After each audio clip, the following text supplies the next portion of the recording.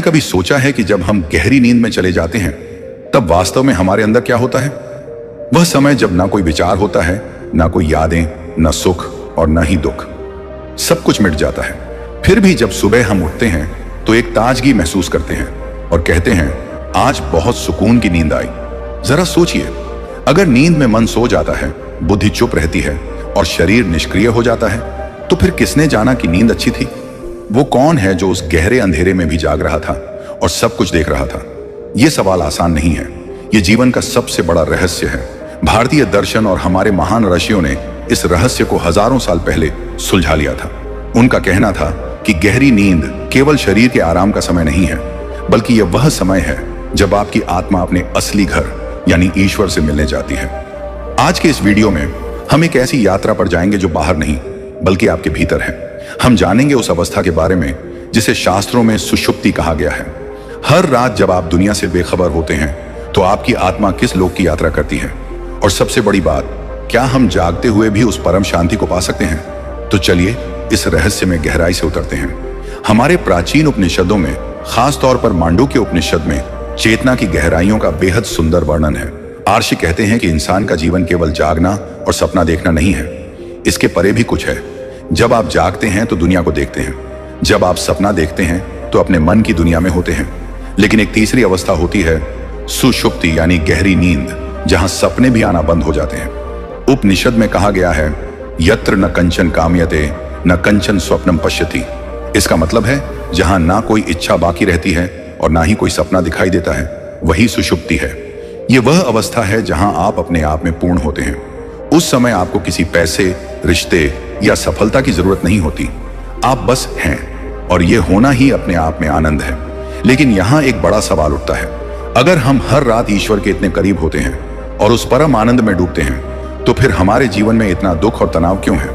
हम सुबह उठकर फिर उसी चिंता में क्यों घिर जाते हैं? और ऋषियों ने इसका उत्तर एक सुंदर उदाहरण से दिया है। वे कहते हैं सुषुप्ति में आत्मा ब्रह्म से यानी ईश्वर से मिलती है, लेकिन अज्ञान के पर्दे के साथ। यह वैसा ही है जैसे आप किसी गुफा में बेशकीमती खजाने के ऊपर खड़े हों, लेकिन वहां घुप अंधेरा हो। खजाना आपके पैरों के नीचे है, लेकिन आपको दिखाई नहीं दे रहा। सुषुप्ति में हमें शांति मिलती है, थकान मिट जाती है, क्योंकि हम अपनी बैटरी चार्ज करने के लिए उस परम स्रोत से जुड़ते हैं। लेकिन यह सब बेहोशी में होता है। बृहदारण्यक उपनिषद में एक प्यारा उदाहरण दिया गया है। महर्षि कहते हैं जैसे एक पक्षी दिन भर आकाश में उड़ता है, कभी वह भोजन की तलाश में इधर उधर भटकता है, कभी हवाओं से लड़ता है, कभी डरता है और कभी खुश होता है। लेकिन जब शाम ढलती है तो वह थक हार कर अपने घोंसले की ओर लौटता है। वहां वह अपने पंख समेट लेता है और विश्राम करता है। ठीक उसी तरह हमारी आत्मा भी दिन भर जागृत अवस्था और सपनों में उड़ती रहती है, सुख दुख के थपेड़े खाती है। लेकिन गहरी नींद यानी सुषुप्ति वह घोंसला है जहां वह अपने परमात्मा की गोद में लौट जाती है। वहां ना कोई माता पिता है, ना कोई लोक है, ना परलोक। वहां केवल अस्तित्व है।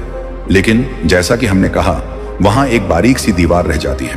वह दीवार है अविद्या की यानी ना समझने की। हम उस शांति को अनुभव तो करते हैं, पर हमें पता नहीं चलता कि हम क्या अनुभव कर रहे हैं। इसलिए सुबह उठकर हमें यही याद रहता है कि मैं सोया था, लेकिन यह याद नहीं रहता कि मैं ईश्वर में था। यहीं पर योग और वेदांत हमें नई दिशा दिखाते हैं। वे कहते हैं कि अगर तुम इसी गहरी नींद की शांति को, इस सन्नाटे को जागते हुए अनुभव कर सको, तो वही मुक्ति है। उस चौथी अवस्था को तुरीय कहा गया है। तुरीय का मतलब है वह अवस्था जो तीनों के पार है। कल्पना कीजिए कि आप समुद्र के गहरे तल में बैठे हैं। सुषुप्ति में आपकी आंखें बंद हैं, आपको पानी का स्पर्श महसूस हो रहा है, शांति मिल रही है, लेकिन आप देख नहीं रहे। वहीं तुरीय अवस्था में आप उसी गहराई में हैं, लेकिन अब आपकी आंखें खुली हैं। आप देख रहे हैं कि आप और समुद्र एक ही हैं। यही अंतर है एक सामान्य इंसान की नींद और एक योगी की समाधि में। योगी जागते हुए सोता है और हम सोते हुए भी जागे नहीं होते। शंकराचार्य जी ने इसे बहुत स्पष्टता से समझाया है। वे कहते हैं कि नींद में हम अपनी पहचान, अहंकार, नाम और रूप सब भूल जाते हैं। इसलिए वहां कोई दुख नहीं होता, क्योंकि दुख हमेशा मैं के साथ जुड़ा होता है। मुझे अपमानित किया गया, मेरा नुकसान हुआ। जब नींद में यह मैं ही नहीं रहता तो दुख कहां रहेगा? लेकिन जैसे ही हम जागते हैं, हमारे पुराने संस्कार, आदतें और अहंकार फिर से लौट आते हैं। हम फिर से उसी जाल में फंस जाते हैं। तो अब सवाल यह है कि हमें क्या करना चाहिए? क्या हम सिर्फ रात का इंतजार करें उस शांति के लिए? नहीं, आर्षियों ने इसके लिए व्यावहारिक तरीके बताए हैं। वे कहते हैं कि सुषुप्ति को साधना बना लो। इसे योग निद्रा या साक्षी भाव के जरिए जीवन में उतारा जा सकता है। सबसे पहला और सरल प्रयोग है साक्षी भाव। दिन में कुछ पल निकालें, बस चुपचाप बैठ जाएं। अपने विचारों को ऐसे देखें जैसे आप सड़क किनारे खड़े होकर गाड़ियों को आते जाते देख रहे हो। किसी विचार को रोकना नहीं है, किसी के साथ बहना नहीं है, बस देखना है। जब आप विचारों के साक्षी बन जाते हैं तो धीरे धीरे विचारों की भीड़ कम होने लगती है और एक पल ऐसा आता है जब दो विचारों के बीच में एक खाली जगह, एक सन्नाटा मिलता है। वही सन्नाटा सुषुप्ति की झलक है जो अब आप जागते हुए देख रहे हैं। दूसरा प्रयोग है सोने से ठीक पहले का समय। अक्सर हम दिन भर की चिंताओं, फोन की स्क्रीन या अगले दिन की योजनाओं के साथ सोते हैं। इससे हमारी नींद की गुणवत्ता खराब होती है और हम अचेतन में चले जाते हैं। आज से एक छोटा सा बदलाव करें। बिस्तर पर लेटकर अपनी आंखों को कोमलता से बंद करें और मन ही मन यह भाव लाएं कि मैं यह शरीर नहीं हूं, मैं यह मन नहीं हूं, मैं वह चेतन शक्ति हूं जो इन सबको देख रही है। महसूस करें कि आप अपनी चिंताओं, नाम और पहचान को एक एक करके उतार रहे हैं, जैसे कपड़े उतारते हैं। अपने आप को उस विराट, अनंत अंधेरे और शांतिपूर्ण सागर में छोड़ दें। जब आप इस भाव के साथ नींद में प्रवेश करेंगे तो आपकी नींद साधारण नींद नहीं रहेगी, वह एक ध्यान बन जाएगी। हो सकता है शुरू में आपको कुछ नहीं पता चले, लेकिन धीरे धीरे आपका अवचेतन मन इसे पकड़ने लगेगा। भक्ति मार्ग में इसे ईश्वर प्रणिधान कहा गया है, यानी खुद को पूरी तरह उस परम शक्ति को सौंप देना। जब एक भक्त सोचता है कि मैं नहीं, बस तू ही है, तो उसका अहंकार पिघलने लगता है और जहां अहंकार नहीं होता वहां सुषुप्ति जैसी शांति जागते हुए भी बनी रहती है। आप काम कर रहे होंगे, बातें कर रहे होंगे, लेकिन आपके भीतर का एक कोना हमेशा शांत रहेगा, जैसे तूफान के बीच में केंद्र शांत रहता है। याद रखिए, सुषुप्ति अवस्था हमें यह याद दिलाने के लिए आती है कि हमारा असली स्वभाव शांति है, शोर नहीं। हमारा असली घर आनंद है, तनाव नहीं।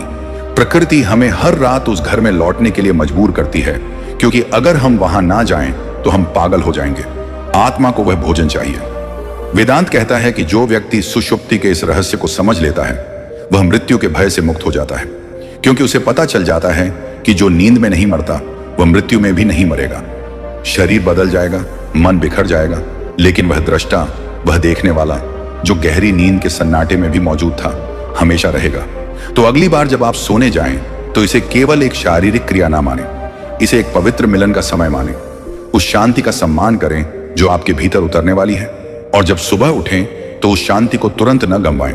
उठने के बाद कुछ पल बिस्तर पर ही बैठें और उस सुकून को महसूस करें जो रात भर आपके साथ था। उसे अपने दिन में साथ लेकर चलें। जीवन का उद्देश्य केवल बाहर की सफलता पाना नहीं है, बल्कि उस खोई हुई स्मृति को वापस पाना है। वह स्मृति जो कहती है कि आप कभी ईश्वर से अलग हुए ही नहीं थे। आप वही ब्रह्म हैं जो सोता है तो जीव कहलाता है और जागता है तो शिव कहलाता है। अपने भीतर के उस आकाश को पहचानिए। वह सुषुप्ति, वह गहरा मौन आपका इंतजार कर रहा है। बस थोड़ी सी सजगता, थोड़ा सा ध्यान, और आप पाएंगे कि वह खजाना, वह अमृत हमेशा से आपके ही पास था। शांत रहें और अपनी आत्मा के उस मौन को सुनें, क्योंकि अंत में वही सत्य है।